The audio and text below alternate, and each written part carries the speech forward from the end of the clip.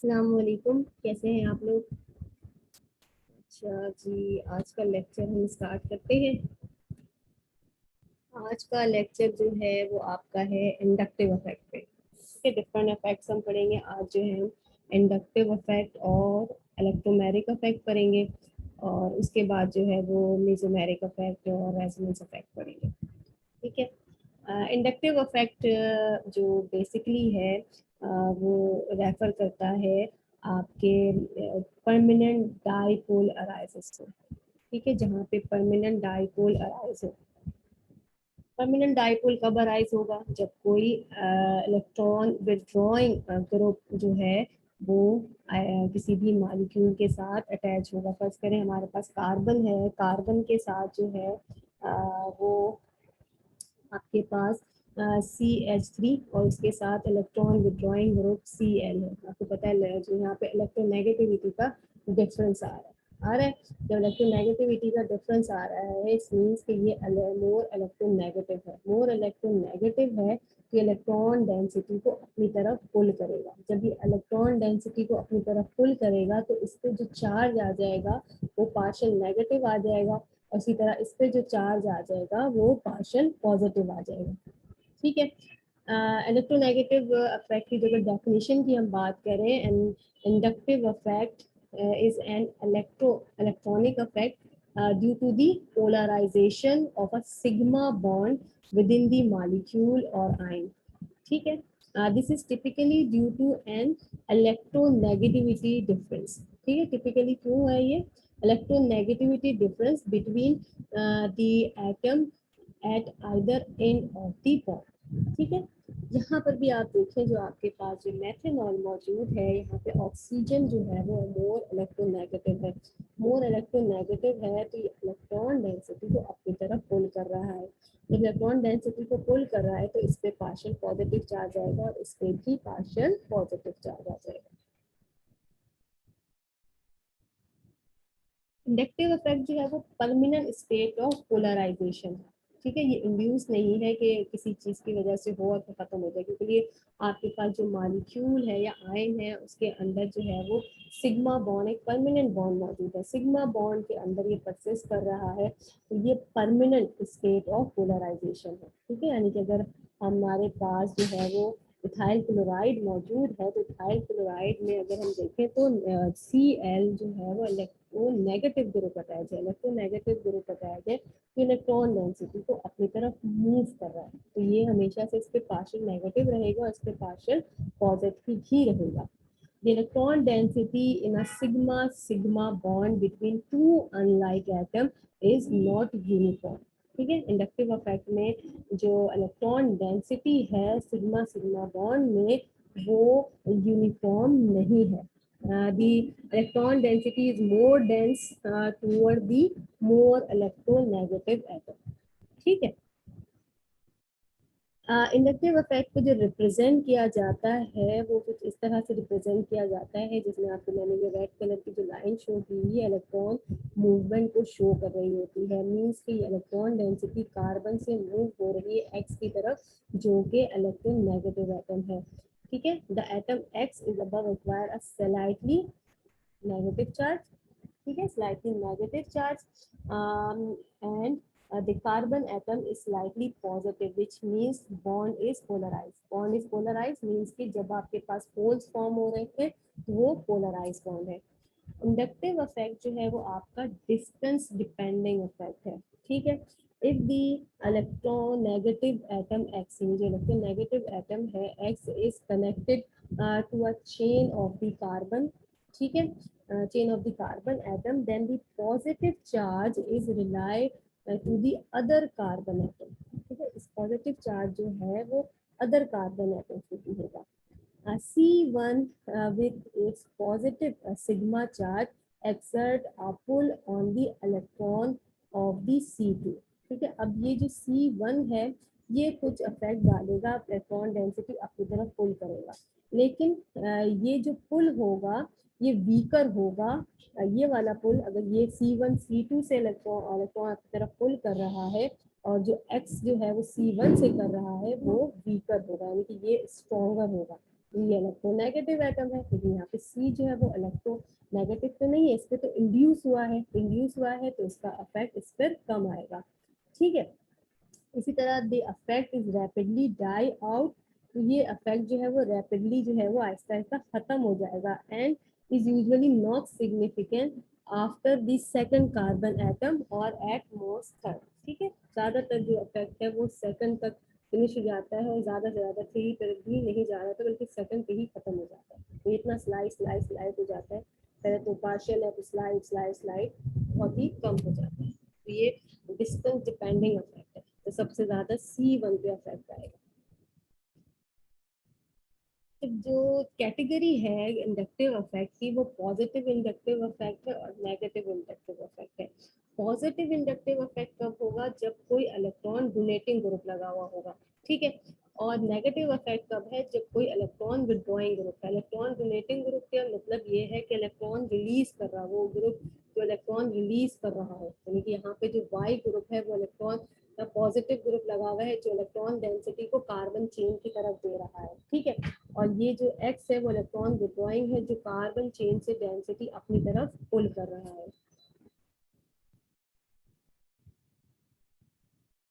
The negative inductive effect is seen around a more electronegative atom or group, and electron density is higher than elsewhere in the molecule.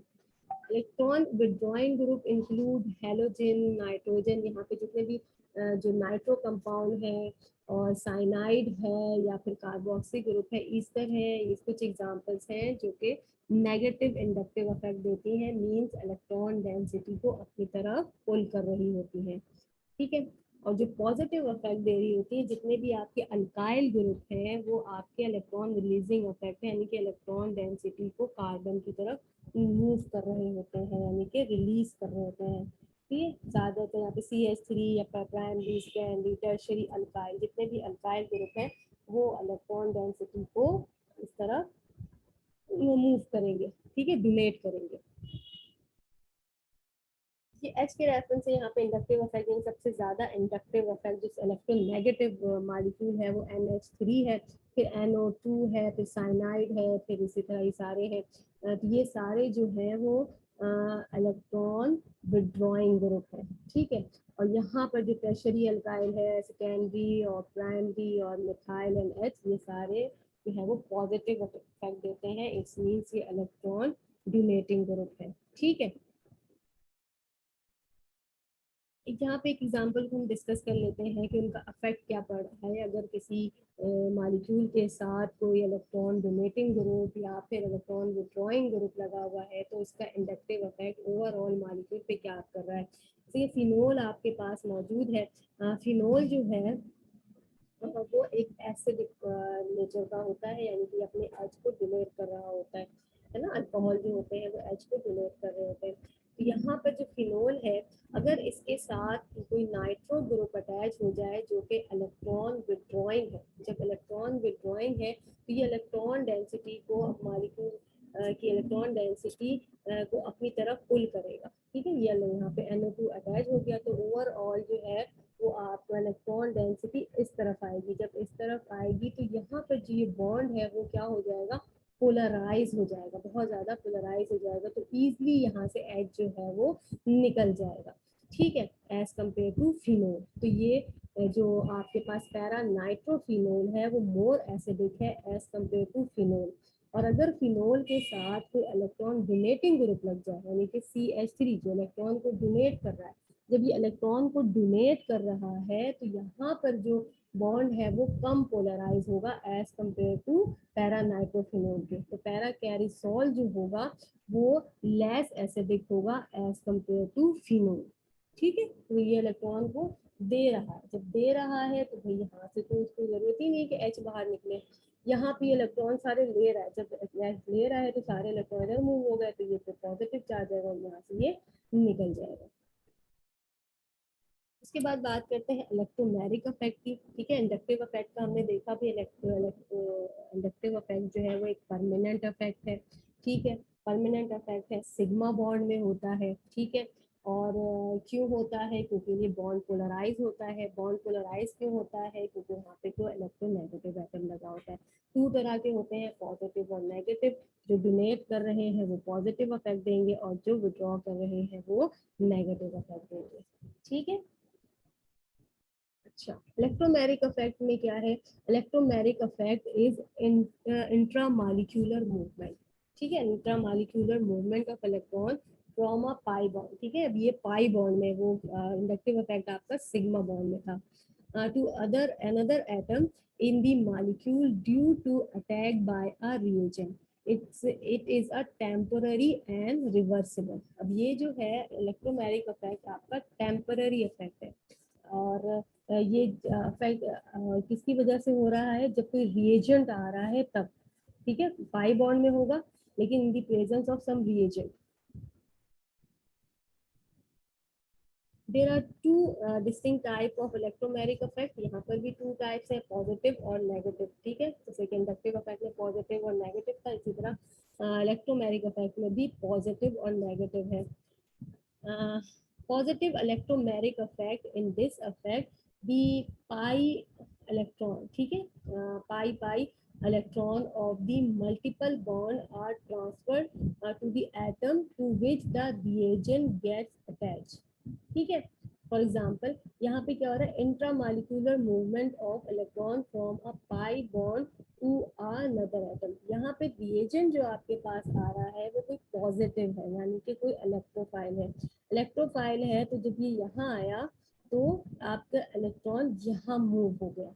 ठीक है, यानी कि जिस पे reagent ने attack किया, जिस कार्बन पे, जिस एटम पे रिएजेंट ने अटैक किया, इलेक्ट्रॉन भी उसी के ऊपर ट्रांसफर हुआ। ठीक है ना? यहाँ पे ये कह रहे हैं in this effect the pi electron of multiple bond, pi electron of multiple bond ये आ गए, are transfer to the atom to which the reagent गया था। जब रिएजेंट इससे अटैच हुआ है ना, यहाँ पे देखा रिएजेंट इस पे अटैच हुआ और पाई इलेक्ट्रॉन भी इसी पे ही मूव हो गए। सही। तो ये वाला जो इफेक्ट है ये क्या है? Positive electromagnetic effect. Negative electromagnetic effect में क्या होगा? इसमें क्या है कि in this effect the pi electron of multiple bond are transferred to that atom to which the attacking reagent do not get attached. For example, अब यहाँ पर जो रिएजेंट है वो आपका कोई न्यूक्लियोफाइल है। ठीक है, न्यूक्लियोफाइल है जिसपे नेगेटिव चार्ज है। ये जब इस एलिमेंट पे या पे एटम पे अटैक कर रहा है या अटैच हो रहा है तो जो पाई इलेक्ट्रॉन है वो नेक्स्ट एटम पे ट्रांसफर हो रहे हैं।